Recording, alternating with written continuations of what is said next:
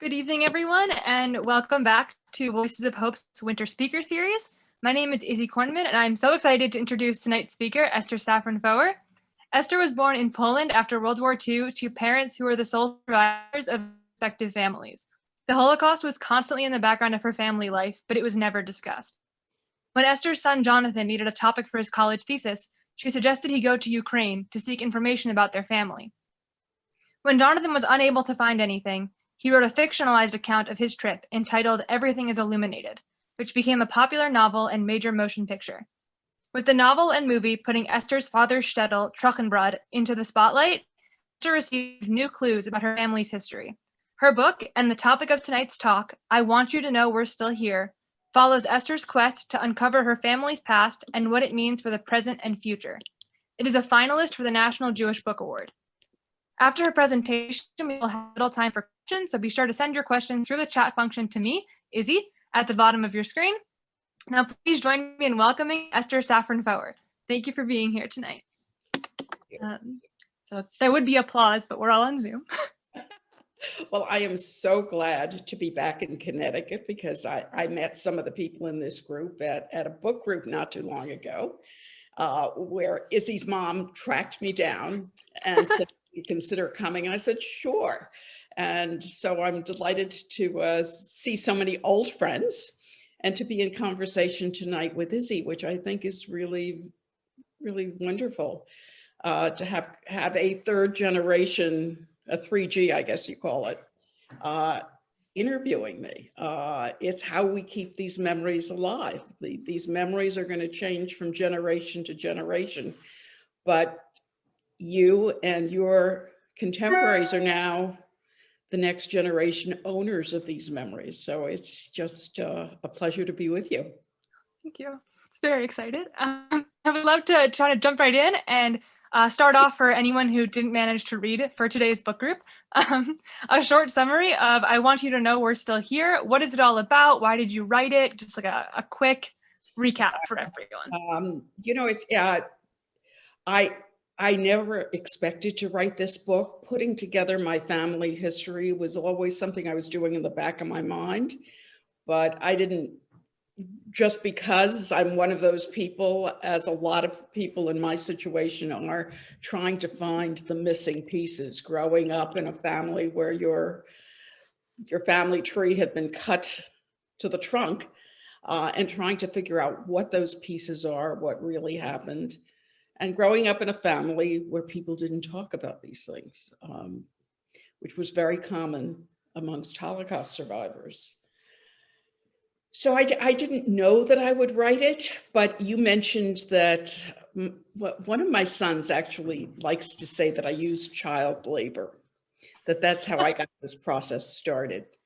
That each of my sons at various points in their lives were looking for topics. My oldest son, Frank, in high school was looking for a topic for a research paper. I said, "Go interview your grandmother," because I knew that she would tell him things that she wouldn't tell me. So he spent, instead of researching in a library, he drove her from grocery store to grocery store with coupons in hand, getting the bargains of the week, and had a tape recorder between them. And he was able to fill in kind of the outline of the story, the first person to really put those pieces together. And then, of course, as you mentioned, Jonathan was a rising senior, wanted to spend the summer in Prague, needed a senior thesis. And I had suggested again, that maybe as long as you're in Prague, you go to the Ukraine and you see what you can find. And what I had to give him was a little picture of my father and what I had been told was the family that he spent some part of the war with. So I gave that to Jonathan and I gave him the information that I had. Unfortunately, I didn't have a lot of information. He went, he found absolutely nothing. He then wrote a book, a novel that became an international bestseller, but it was a highly fictionalized account of what he imagined that period of time was like for his family. And, needless to say, I mean, it was fictionalized, it was magical realism, it was all the things that I would have never thought to put into a book. And people started to call me to complain and say, "I read this book. I can't believe he said this about our beautiful little shtetl." And I kept saying, but it's a novel, it's fiction. And people didn't seem to care because he was somehow desecrating the memory of a place that was precious to them. So anyway, I started taking these complaints. At first, I didn't even answer the phone with some of these people. And then I started listening to people who had the real story to tell me, who were able to tell me that my father wasn't actually in Trochenbrod at that point, that he was in this other village, what the name of the village was, that he had a wife, not my mother, his first family. Like lots of Holocaust survivors, there was a first family, that he had a wife and a child. And I started to put these pieces together. And then in 2009, I went. It was something I hadn't imagined myself doing. It was something even though my son had done it, I didn't have the courage, I think, to confront the story myself. But I went, and I went with my oldest son, Frank. I have 3 sons, each of whom played a role in this book, in the unraveling of the story. And Frank and I in 2009 found so much more than I could have ever imagined I would find. I really expected to go to these shtetls that, by the way, still look the way they did when my mother was born in 1920. Not much progress had been made. And I found in every shtetl I went to, I found pieces of my family's story. I found people who somehow remembered something about my family. And I think I went at just the right time, because by now a lot of those people are no longer with us. A lot of these people that I met and who had things to tell me were children during the Holocaust, were telling me things they saw or things they had heard about.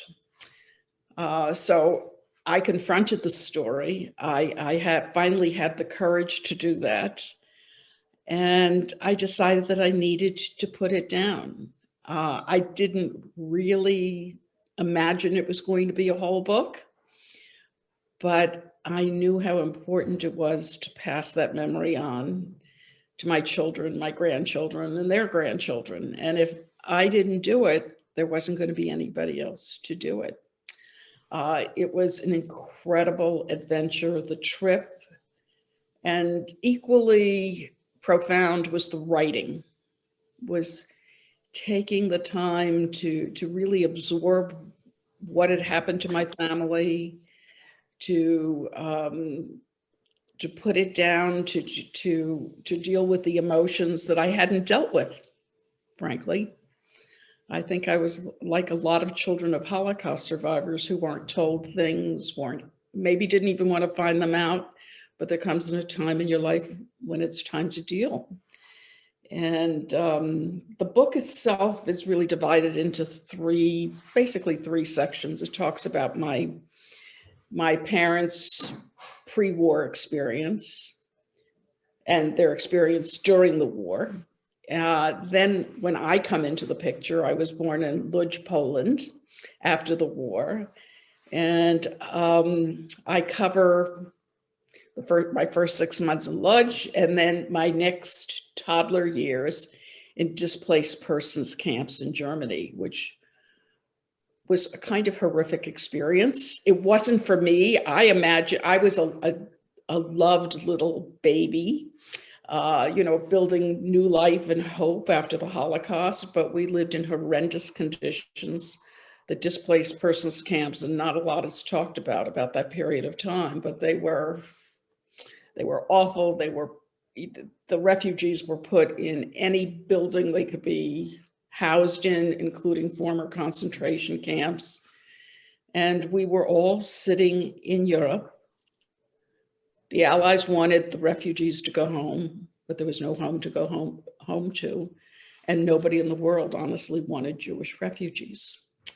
And then the final part of the book is about my search, about my trip with Frank, my meeting. Part of the trip was our own trip, and part of it we met up with really mostly Israelis who came from one of these shtetls. And it was sad. It was funny. Sometimes I felt bad for not feeling worse. But it was an amazing adventure, and one that I am so grateful that I took and that I was able to put on paper and now to share with you. Yeah, we're very grateful to have it on paper as well. It was incredible to read. There was one thing that I wanted to kind of focus on, because Voices of Hope is this like 2G, maybe one day 3G experience. You mentioned when you were talking about, finding your grandfather's grave and these like, midnight searches, you said, my husband may be interested in my discoveries, but for him, they can wait for sunrise, which really struck a chord with me, because your husband is not a 2G, and my family is the same. My mom, who you've met, is a 2G, and my dad is not. And, he's like, he indulges it, he's reasonably interested, but it's like not his thing. So I was wondering, like, what does your husband make of this like compulsion of yours, and what's his relationship to his Jewish family history that isn't like this Jewish family history? Well, first of all, I'm sure that my husband would like to meet your father so that they could talk about their shared experience. He doesn't have any control over it. I mean, and strangely, I will wake up in the middle of the night and go, there's another site that I should go to, or something else that I should Google. And, then I come upstairs, I'm so excited, and he'd say, great, tell me about it in the morning. He's learned to live with it. Before I went to Ukraine, my husband wisely understood that I shouldn't take this trip alone, that it was going to be very emotional. And he offered to go with me.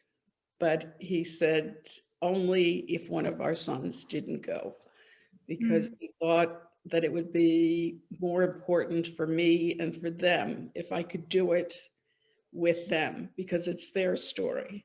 And it would have been a very different trip. I would have been waking my husband up in the middle of the night in Lutsk or Lvov and saying, can you believe this?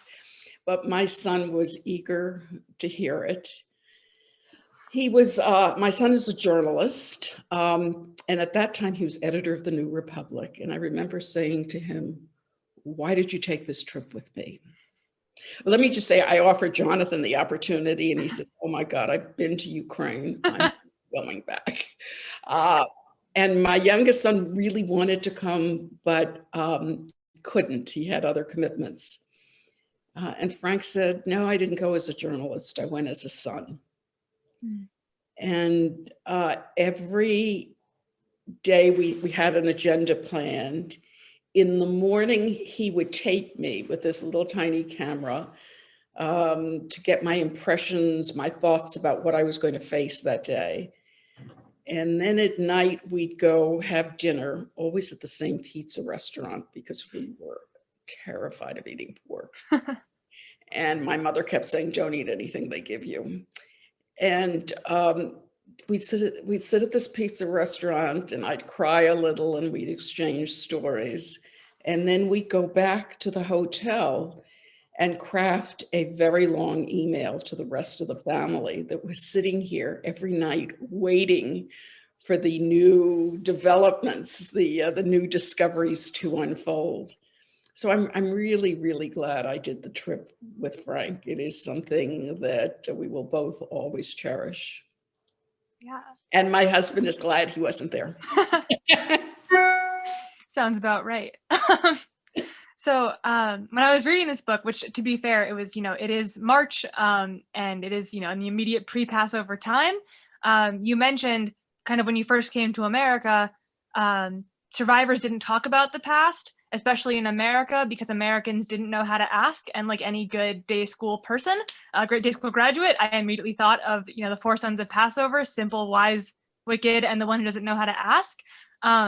So I was wondering, do you think the early stages of Holocaust education and like Holocaust in culture in like, the 70s, a little bit of the 80s, do you think that was designed the way that Passover tells you to deal with that child, where like you just start explaining because they don't even know that they need to ask? Oh, that's beautiful. I love that interpretation. Uh, I think it is now. I think we're telling yours. You probably learned about the Holocaust in school. I certainly share the story in with my grandchildren, although, talk to them at their level. But this was the 50s. We arrived in 1949. In the 1950s, people didn't deal with post-traumatic stress syndrome. People didn't deal with psychological issues. They didn't deal with mental health issues. There was a whole slew of psychologists and sociologists that were working with the Holocaust survivors. And there's a woman, her last name is Cohen, who wrote a book. She went through the reports and analyzed them. And what these people, these social workers did, they said, we'll help you find an apartment and we'll help you find a job. And that was what they saw as what needed to happen. And in terms of American Jews had, become assimilated into this beautiful country. And suddenly there were people coming over with accents and who had been through something that nobody really wanted to talk about. I think people were afraid of what they might hear, maybe a little guilty that they didn't do more. So it was a very hard time in terms of the mood in the country, the place of American Jews, and also the rebirth of Israel. Let's focus on hope and moving forward. And the people who are going to build our future, not the horrors of what just happened. Yeah. You talk a lot about like your zeal to memorialize and to remember, and like that kind of Jewish understanding that like Jews have memory, not history. Right. And I couldn't help but immediately think about how all three of your sons kind of made careers off of memory in different ways. And how much of that do you think is from you? How much of it is kind of a positive feedback loop where like you talk about it, then they take it, and then you like, where do you think that kind of plays into your personal family memory? I think probably a lot, all of that. And, we're approaching Passover in less than 2 weeks. I mean, what do we do in the Passover story? We remember, we are supposed to see ourselves. We're not talking about when in history this happened, how many people crossed the sea.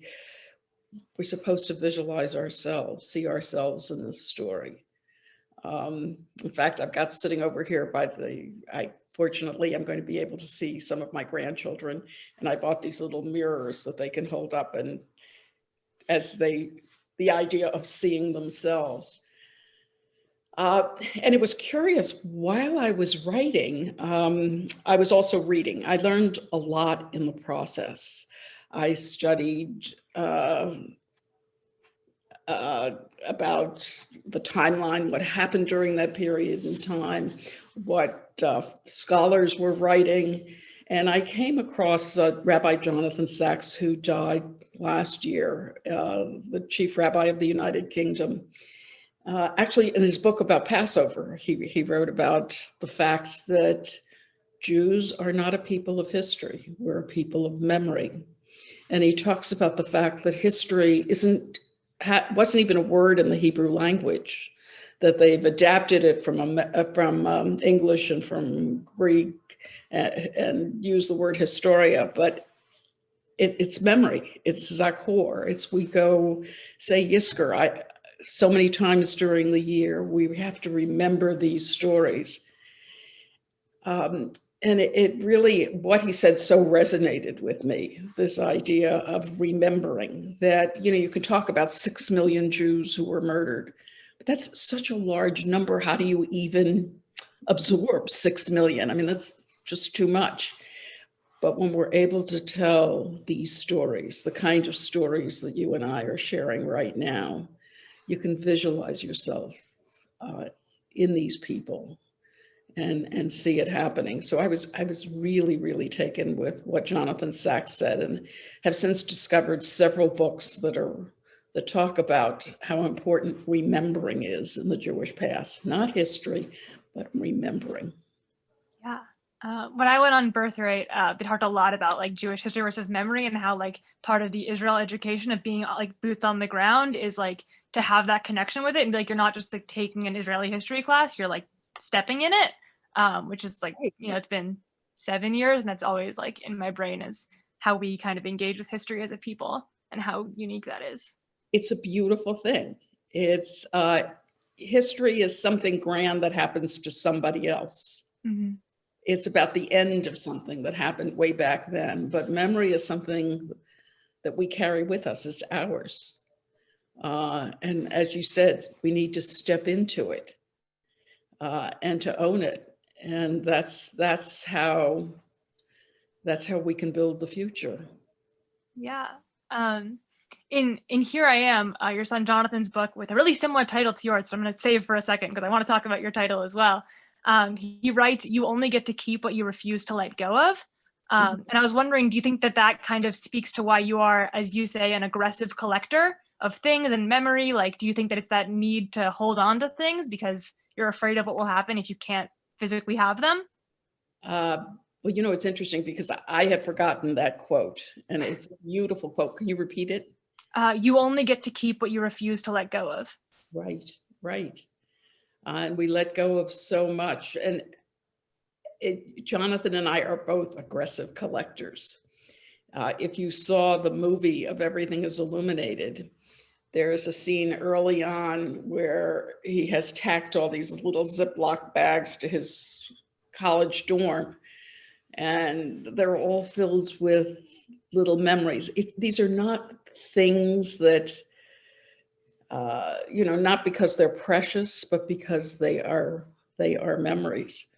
And in fact, when he was in college, he told me that the fire inspectors go through the dorms, and they walked into his dorm, and one fire inspector called the other one and said, "Holy shit, you got to see this." And it made him take a lot of the stuff down. But I don't know if you can see behind me in my living room. There are actually two things. There are these little jars, and in those jars, I collect memories.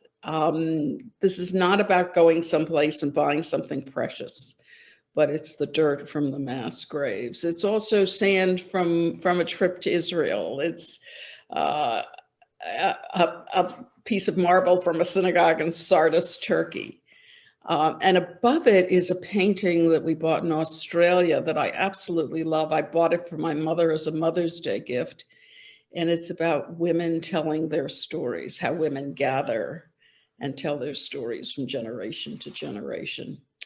So I think we feed on each other with these memory collections. And as I said, they're not really precious things, but they're precious to us. Mm-hmm. And one of my youngest grandson now brings me sand from beaches that he goes to, and they're right up there with the jars from the mass graves. But so it's happy memories and memories of the past. That's so like essentially Jewish. That we do, you know, like Yom HaZikaron and Yom HaAtzmaut, like you have the sadness with the happy as like the balance. Exactly. That's beautiful. And I think that is so important. People, you know, ask me, well, you know, I tell these stories to my children. Do I want them to be Jewish because of the Holocaust? I want them to know these stories and to remember them, but that's not why I want them to be Jewish. Right. I want them to feel the joy. And gratefully, looks like it worked so far. Amazing. Actually, segueing off of the painting about like how women tell stories and that sharing, I was really interested in reading your book, talking about how my grandmother is much more forthcoming about her Holocaust experience, and she speaks to schools, and kind of, at least as long as I can remember, she's been very forthcoming, oftentimes overly forthcoming in things like grocery stores. So that very much struck a chord with me, where you just take them places and you get the story as it comes out. And my grandfather, who passed away several years ago, he wasn't, to the point that like I don't know that I could give a coherent account of his life.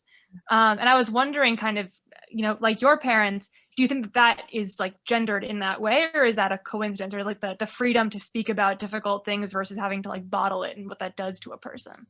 I think part of it depends on what experiences they had, how difficult it is for them to talk about uh, what they went through and what they lost.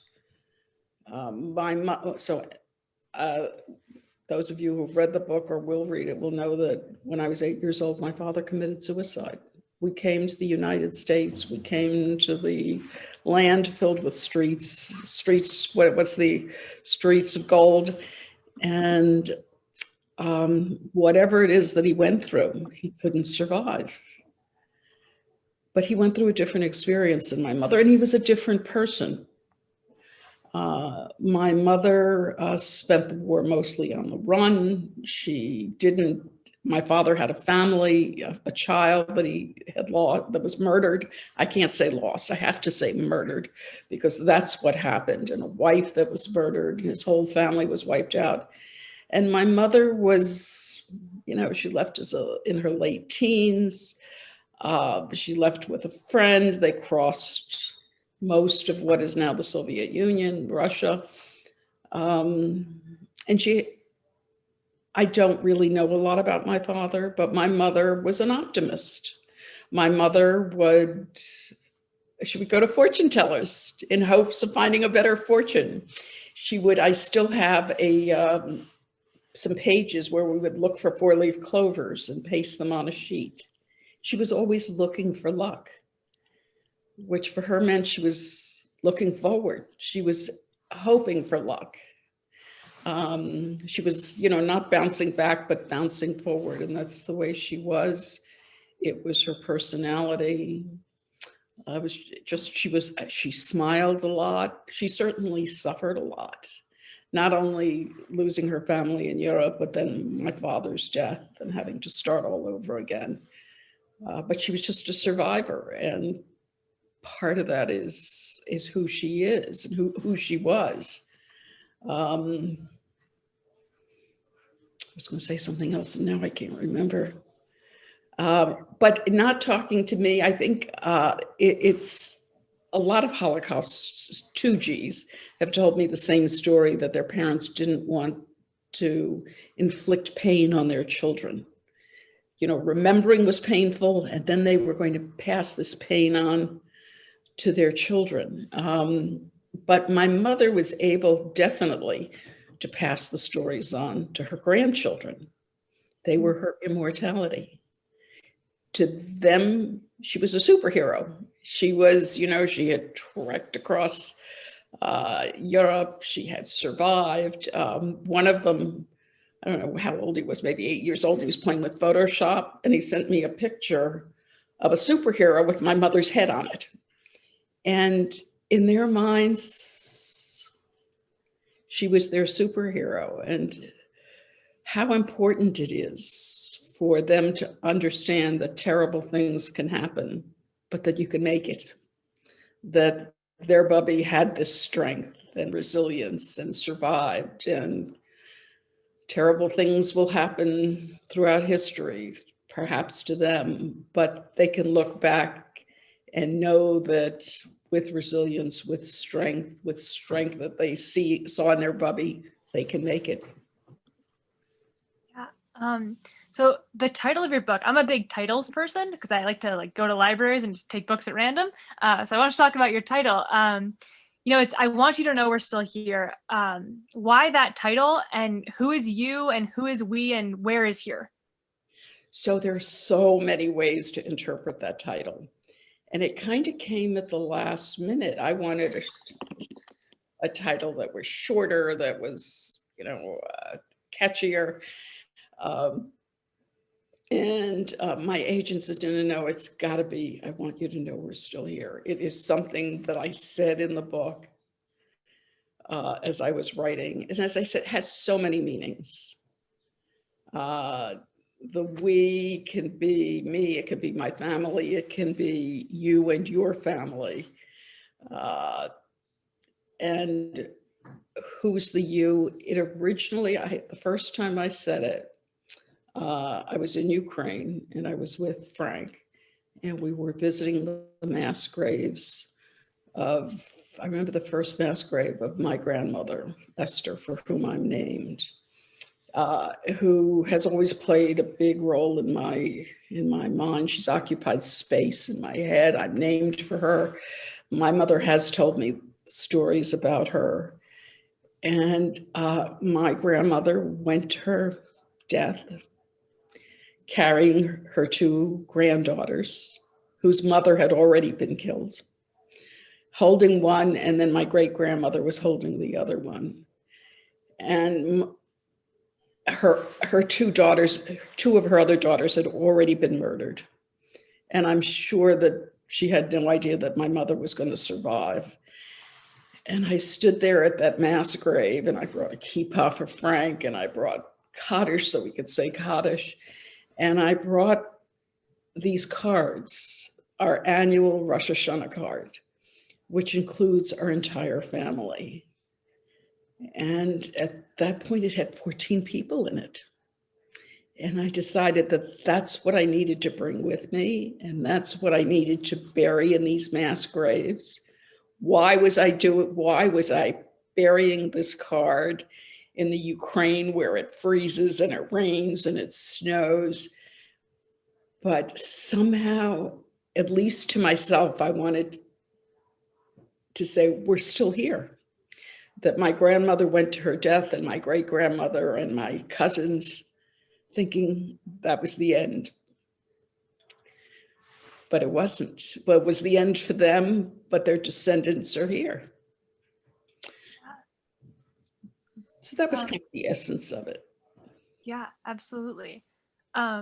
This is a weird and specific question, but I'm a middle child, and I feel like that makes up a lot of my personality. And I know that you have 3 sons, you have a middle child, and like technically you're a middle child. And at some point when you learned Interesting that you were a middle child, like how did that affect? And like you're also from this like, you know, the DP camp years, kind of the lost years. So like you're bridging these two realities. Like did that affect kind of your sense of self and sense of placement in the story when like you learned that there had been an older child, and like how that affected kind of everything?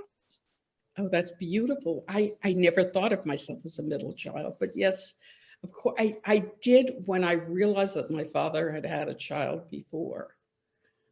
It was like I wasn't his first daughter. Uh, it was quite a revelation.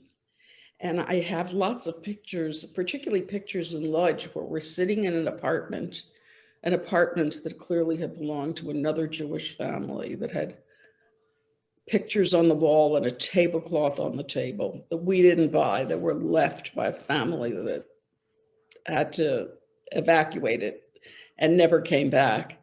And there's a lot of pictures of my father holding me. And now that I've come to understand that I wasn't his first child, I look at those pictures and I wonder, what was he thinking?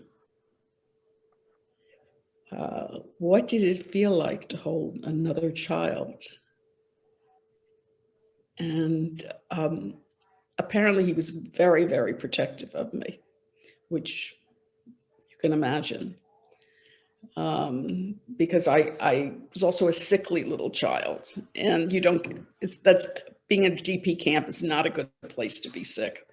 I had asthma and I had an asthmatic attack, and my parents took me to a hospital or a clinic, and they said, well, you're going to have to leave her here and you have to go. And my parents said, no way.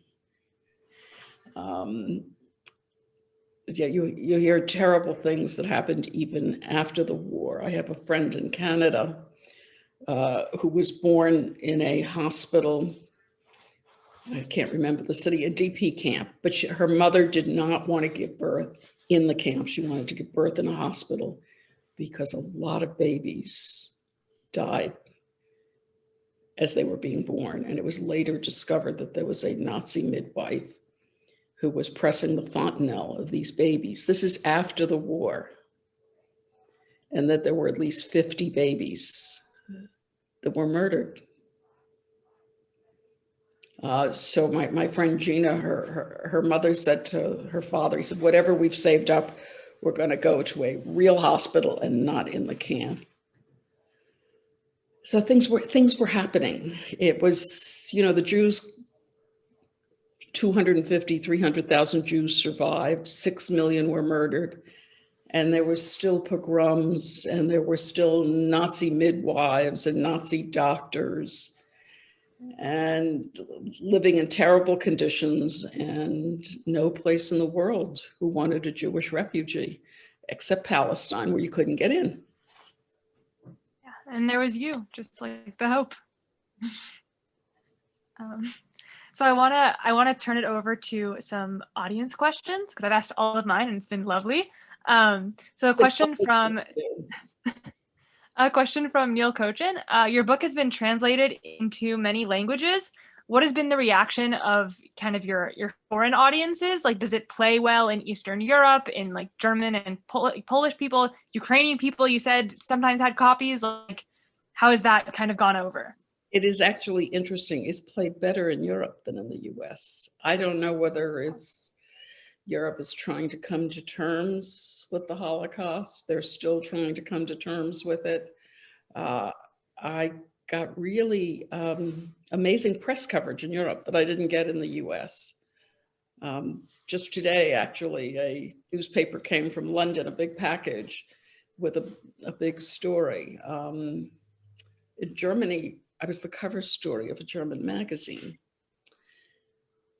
So, what does that mean? I mean, they're trying to come to terms with it, and I'm grateful for that. There's a lot to come to terms with in Europe and in the US. Yeah, I think that's becoming increasingly clear. But definitely helpful to have books to kind of help that conversation. Speaking of, a question from Joan Sidney. Children's book editors tell her today that children aren't interested in Holocaust stories, and we're seeing kind of a lot of resurgence of these kind of more modern refugee stories in these same offices. Do you have any thoughts about kind of the era of the Holocaust story maybe coming to an end, or like how that, like, does that hit you any particular way? I am exceedingly grateful that I was able to publish my book, but I remember actually a professor at GW, a friend of mine who runs a Jewish studies program. When I told her I was writing it, she said, another Holocaust book? Who cares? I think we have to keep telling these stories. We have to tell them in any way that we can. We have to tell them as graphic novels. We have to tell them as Jonathan did with fiction and lots of imagination, and we have to tell the real stories. We have to preserve whatever we can. By the way, when I saw people coming into this talk, I saw the name of somebody, and I've got her book right under here, Daphne Geismer. And if you guys haven't, I use it as one, it's right here. It's a beautiful, I don't mean to interrupt, but she's here tonight. I know, I saw her name, which is why I mentioned it. I was so excited when I saw her name come up on the screen. There's so many different ways to tell the story. She did it beautifully with photographs and told it in a very different story, in a very different way. And that's what we have to keep doing. We have to keep telling and telling and telling. Yeah. We have a question from Bob Fishman. I know the answer, but he does not. And he wants to know if you're in Washington because his sister has some questions. So I guess send her an email after the talk and ask your questions. I can't respond in the chat. So sure, he can send me questions to my email. You guys can feel free to pass it on. And in Washington, I hope to meet you, Izzy, in person. I have been vaccinated, so as soon as you get your vaccine, I'm definitely down to meet up. I got mine. Oh, amazing. Okay, we'll talk offline. There's a question. Names play a large part in your books. From wanting to find out your sister's name, kind of like one of the through lines of this whole experience is trying to find the name and how much that name would mean, even if it's all you have. So and also finding out that you're in the shtetl, everyone was known by a nickname. You couldn't like get anywhere because you didn't have the correct language and the correct names. So like, how do you think, like, what do you think the role is of names in Holocaust memory? And like, also the story ends with the naming of your grandchild. There's so much naming happening. Like, what are your thoughts on names? It's the way Jews remember. You know, I'm named for my two murdered grandmothers.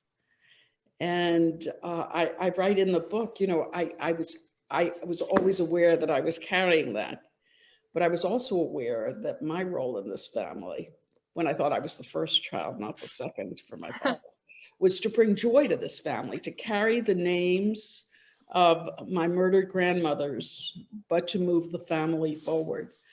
And when I found out the name of my half-sister, something I thought I would never know. And I spent time trying to figure out, how do you remember somebody when you don't have anything concrete? When you don't have a name, you don't have a description, you don't have a photo. And I actually went to my rabbi and said, what do I do? And she said, try to find a piece of art that sort of symbolizes her to you, and do that. And I did. But it wasn't nearly as satisfying as actually finding her name. And then our youngest granddaughter, who is three and a half, when she was born, got a call in the middle of the night. My husband even got up for that one. And my son said, oh, you've got a beautiful new granddaughter and her name is B. He said, but I need to call you in the morning.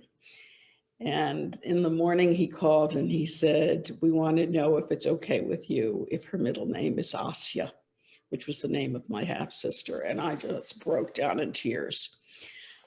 It's something I wished I wanted to tell them, to suggest to them, but I didn't dare do that. And they did it themselves. And she walks around, this bubbly little 3-year-old, and she says, hi, I'm B. Asya. And you know, she lives a wonderful life, and she will carry that memory forward. Yeah. So like in writing the story, it was like you said, there's 3 parts. There's, you know, your actual, like your parents before you, and then there's kind of early days of you, and then there's research you. Like there's research and then going. So those are the 3 kind of spaces. How much did, you know, the third sector, like the research you, kind of color your first 2 under, because like the you as you've existed, you've kind of known because that's your life, but you know, the before and the after have so much to do with each other. How much did that change from when you started, I want to write a book, to when you finished, this is the book? The research me learned a lot, not just from my trip to Ukraine, but things like my life in the DP camp, because I have these beautiful pictures of me with a tricycle, of me with a little white fur coat, and what I think are happy memories of parties, birthday parties. And the Jews in these camps, despite the conditions, were rebuilding life. There was a higher birth rate in these camps than any place else in the world. We were their future, these children. But in doing the research for the book, I learned about what these camps really looked like, the amount of anti-Semitism, frankly, from American soldiers and Allied soldiers, that it was often Jewish chaplains who were able to come in and to provide extra food and support and write to American organizations and say, we've got to help these people. So the research me was able to look behind the fur coat and the toys. And when I took a closer look at my photos, a picture of me and my parents walking down a street somewhere in Germany, in the DP camp, everybody beautifully dressed, by the way, because these refugees were looking ahead. They wanted to build hope. They wanted to be dignified people. But you look in the back, and some of the pictures have these barracks, army barracks, which I know weren't heated, where we slept on cots. Some of the pictures have barbed wires and watchtowers. And when I originally looked at those pictures, I didn't see those things. All I saw was this toddler who was loved. So the research opened my eyes to what was really going on, and to take a deeper look. Yeah. Man, I had a question and it's gone. My parents want to know in the chat. Do you have another book in you? And if you do, like, what else would you write? Because this is life, so this is the one. But if you were to write another book, what would it be about? You know, I've maybe, I'm not sure. I played with the idea of actually doing something more like Daphne has done, that's more visual, that that really portrays the family memories through physical things, through the four-leaf clovers that my mother and I picked, and that I somehow all these years later saved on sheets of paper where the tape is coming off. I have, you know, what do people bring with them? I have a big stack of silver spoons. You know, Jews carried what they could carry because they weren't allowed to bring money. And my mother did have some jewelry and that she brought that my father bought on the black market, but a lot of spoons. And you look at these spoons and, you know, the idea is they're silver, they could be melted, they had value, but they were also spoons that belonged to other people, that had other people's monograms on them. So I thought about playing with those images. Actually wrote to Daphne and make it back in touch with her. That's the question I was gonna ask, was about the spoons. Because you said, you know, you're trying to figure out what to bring on your journey as like a gift, because like you're worried about Right. like how would money be received, like all the, like, you know, intricacies of gift giving across cultures. And then you brought them and you just didn't even know what to do with them when you got there. So I was wondering, if you had it to do again and you could bring a different gift, what would you bring? I don't know, but it felt so silly. I talked to my friends. I said, what do I bring? And people said things like T-shirts. And I said, I'm not going to bring T-shirts to these people. So one of my friends said, utensils, you know, that they'll always use.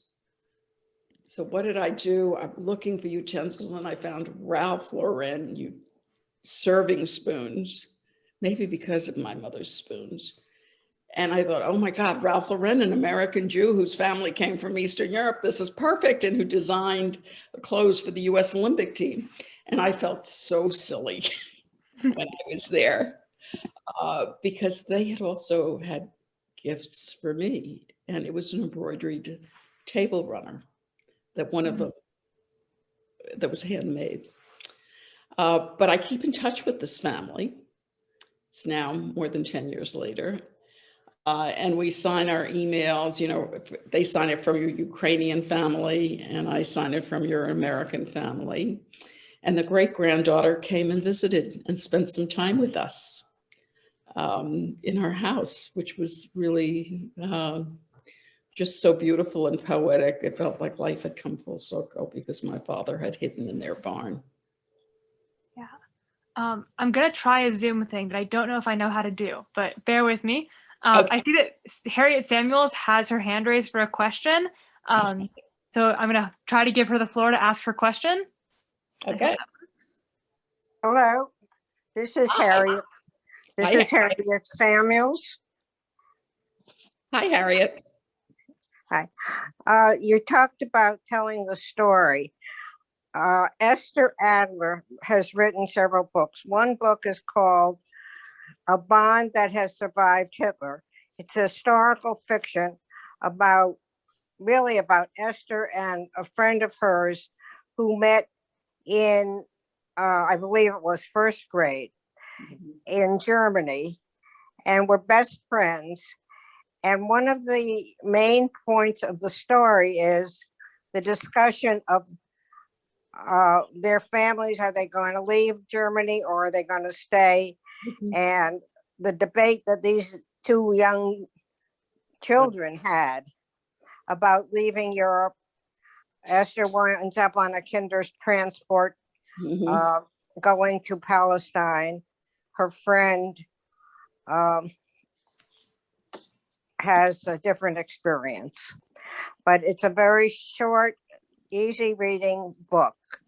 Thank you. And it's an amazing discussion of what the youngsters who were tossed out of school Mhm. experienced and their discussion among themselves. It's another aspect that we don't hear about. Right, right. You know, it's interesting. I thank you for the question. I know that there's somebody on from Brazil, right? And I have cousins in Brazil, and I sent them my book. My cousins live in São Paulo. And one of my cousins called me and he said, why didn't they all leave?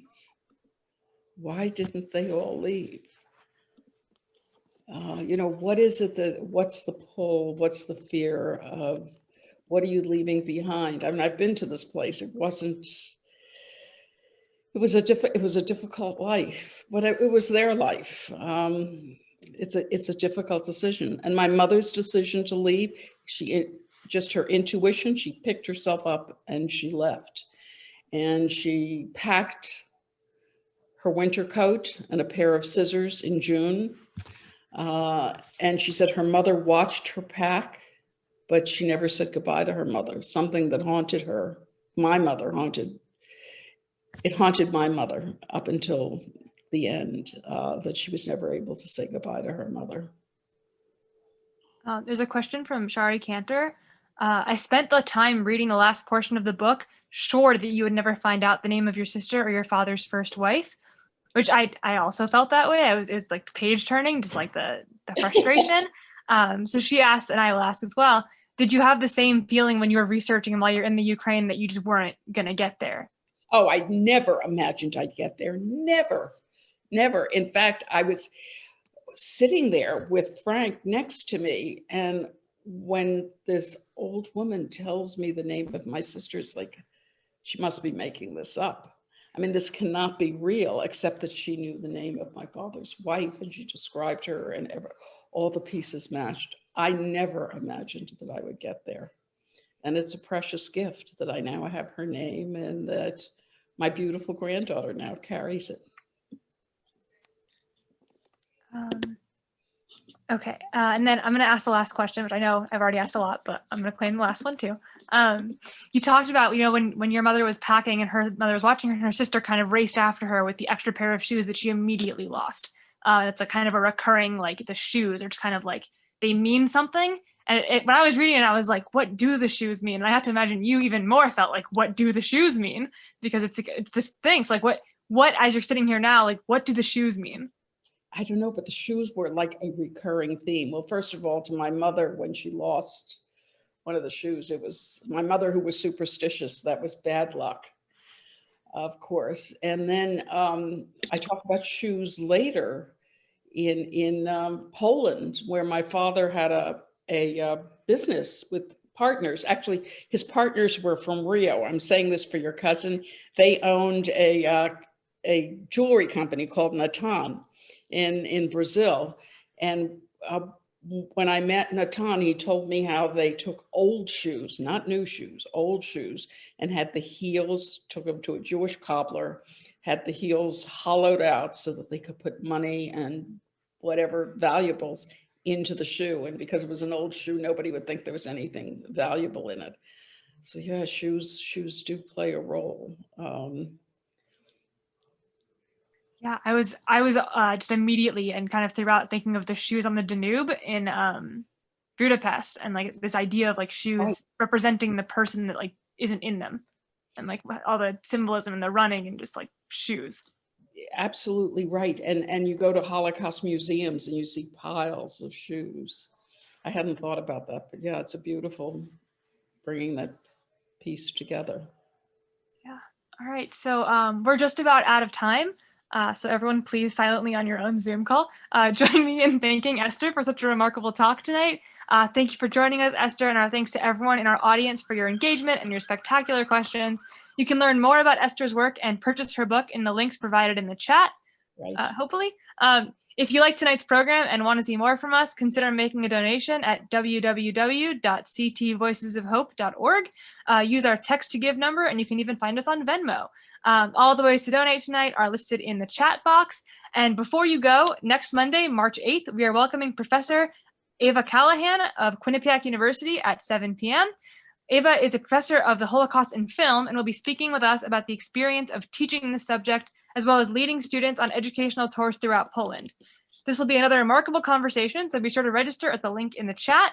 All of our upcoming speakers are listed on the website. Also, sorry, not March 8th, March 25th is the next talk, March 25th. All of our upcoming speakers are listed on our website at www.ctvoicesofhope.org. And while you're there, please check out all of Voices of Hope's educational and commemorative programs. Follow us on Facebook, Instagram, and Twitter for the latest updates and much more.